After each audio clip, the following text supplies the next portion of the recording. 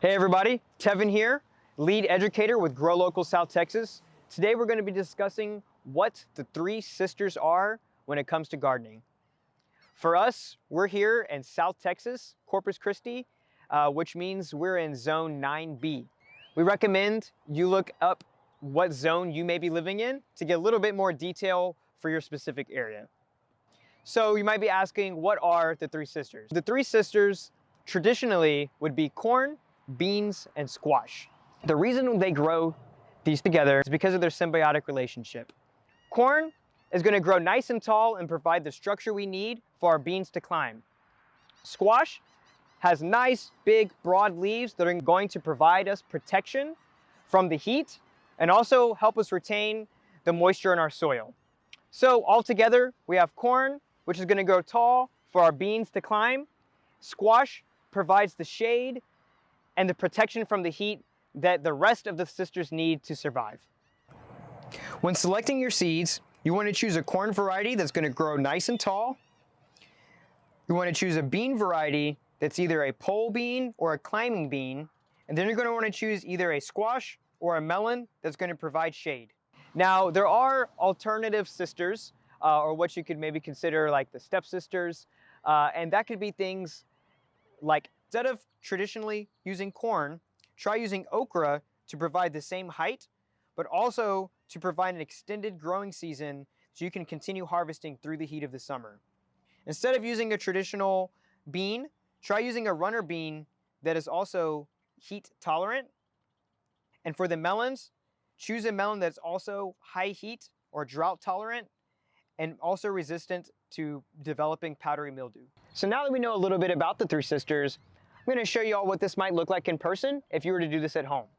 So here we have a young corn that is only a few weeks old. So corn grows pretty fast. So corn is typically going to be the first of the three sisters that you grow.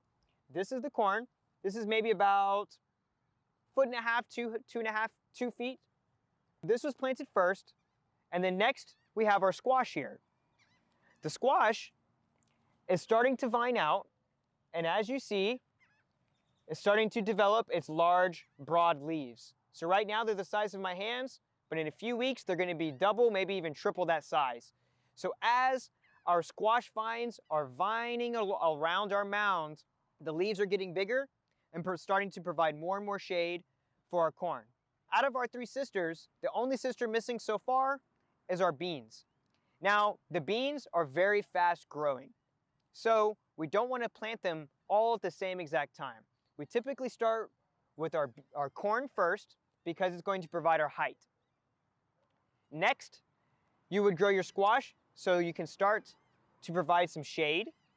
And also, as it's vining out, you can vine it and train it in the direction you'd like. Because beans grow so fast, you want to plant them last. So the beans, you're going to come and you're going to put them in your empty spaces around your corn and your squash. When planting your beans, you want to make sure you don't overcrowd, but you also want to make sure they're close enough to your corn so when the time comes for them to start climbing, they'll be within reach of your corn. It's as easy as taking a handful of your beans. I'm going to take 2 here. I'm going to place one and stick it about 1 inch in the ground. Just make sure you cover it up. And then about 6 inches away, you're going to go with another bean. Everything's going to be about 6 inches away from each other. So as long as you're keeping about 6 inches, you're not going to worry about overcrowding. So I'm just going to continue to plant around my corn. So all this empty space you see will soon be filled up with the beans growing up the stalks and then producing beans for us. Another reason why these three sisters are planted together is not only the symbiotic relationship they provide with their structure and their protection, but also for nutrition. So one of the key reasons for planting these together is the nutritional value you're getting from each. So your corn and your beans are providing a high protein, storable food.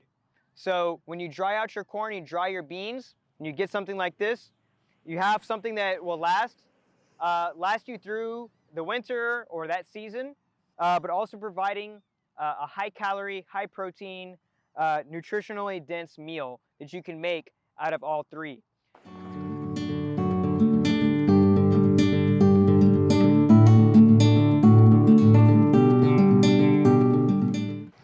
So today we've talked about the importance of growing the three sisters, the symbiotic relationship they provide for each other, the nutritional value it provides for us when eating, and also the importance of growing the three sisters in springtime for us here in South Texas. For more information, visit our website at growlocalsouthtexas.org.